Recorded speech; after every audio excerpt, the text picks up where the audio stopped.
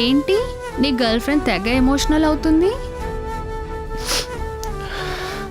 ఇలాంటి విషయం తెలుసుకుని ఏ గర్ల్ ఫ్రెండ్ అయినా నార్మల్గా ఎలా ఉంటుంది మేడం?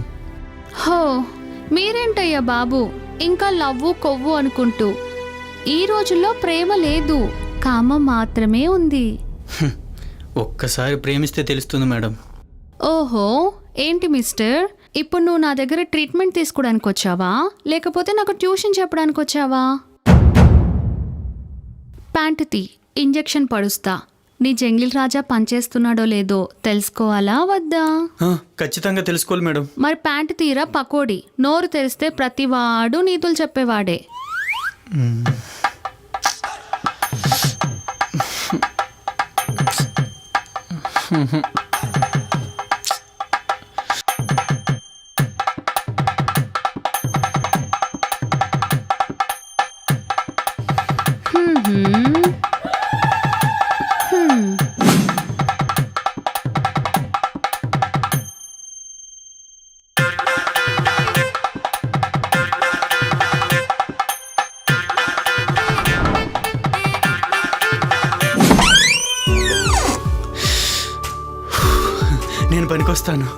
నేను పనికొస్తాను.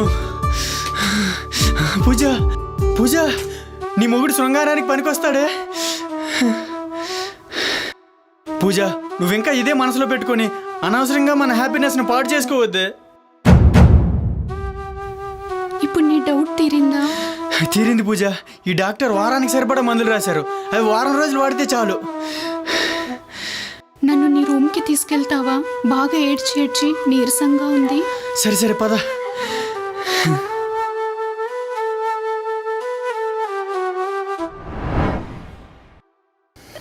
సారీ బంగారం, నేను చాలా బాధ పెట్టాను.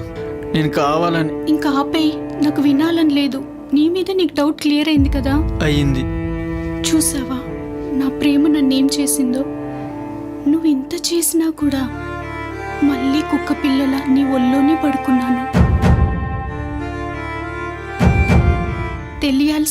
తెలియాల్సిందే అని మొండు పట్టు పట్టావే, కానీ ఇలా చేస్తే నేను ఎంత బాధపడతానో తెలిసి కూడా నీ మొండితనానికి బానిసైపోయావు.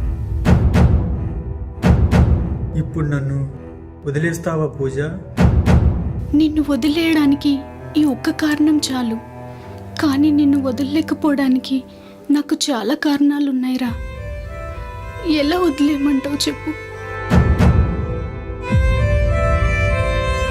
నువ్వు ఈ పని మోజుతో చేయలేదు, మొండితనంతో చేశావని ఇక్కడ అర్థమవుతుంది.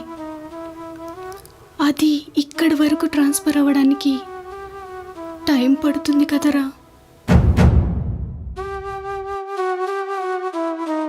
ఎంత టైం పట్టినా వెయిట్ చేస్తాను.